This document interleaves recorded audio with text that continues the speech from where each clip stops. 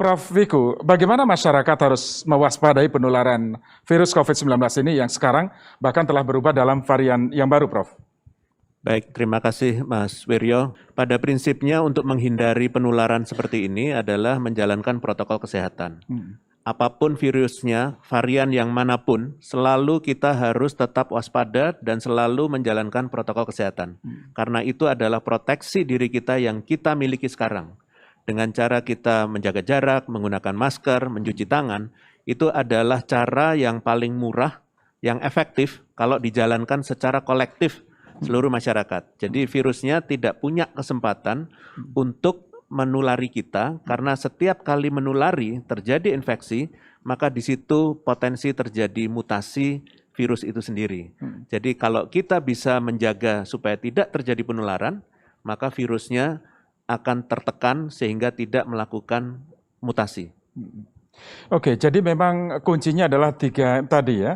Jadi memakai masker, mencuci tangan dan menjaga jarak meskipun terkesan biasa, tapi itu justru kunci untuk mencegah penyebaran virus itu ya, Prof ya. Oke, Prof, varian virus yang terus berkembang seperti ini kan, apakah juga akan berpengaruh terhadap herd immunity atau kekebalan komunitas atas wabah ini, Prof? Ya, jadi virusnya virus corona dan tentunya untuk menciptakan herd immunity terhadap penyakit tertentu, maka perlu jumlah orang yang memiliki kekebalan. Timbulnya kekebalan bisa saja karena tertular kemudian sembuh, atau bisa juga melalui upaya vaksinasi. Tentunya vaksinasi yang efektif cocok terhadap virus yang beredar. Selama virus yang beredar tidak berubah secara drastis dalam rangka penularannya, maka itu akan bisa menciptakan herd immunity terhadap virus spesifik tersebut. Oke, baik. Prof. Bambang, apakah ada gejala khusus ketika menginfeksi tubuh dibandingkan dengan varian virus sebelum bermutasi? Ya, mungkin sebelum menjawab tadi ada satu poin penting yang belum saya sampaikan. Jadi meskipun varian dari Inggris ini menyerang namanya reseptor binding domain, yang sangat penting dalam pengembangan vaksin atau efektivitas vaksin, tapi paling tidak meskipun yang diserang ada RBD, tapi RBD-nya sendiri tidak akan terganggu struktur maupun antigenisitasnya. Jadi artinya vaksin masih tetap efektif meskipun ada varian baru ini. Ini pesan penting yang perlu kami sampaikan.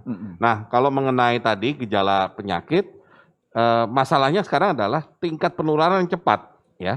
Dan tingkat penularan yang cepat ini jangan kita lihat dari segi penyakitnya saja, tapi bahwa orang yang kena, meskipun itu OTG, ya, tapi dia tertular, maka kalau varian itu yang dia dapatkan, misalkan, maka dengan cepat sekali akan menular ke orang lain. Kalau dengan R di atas 1, kan berarti misalkan satu anak muda bisa menulari lebih dari 1 orang.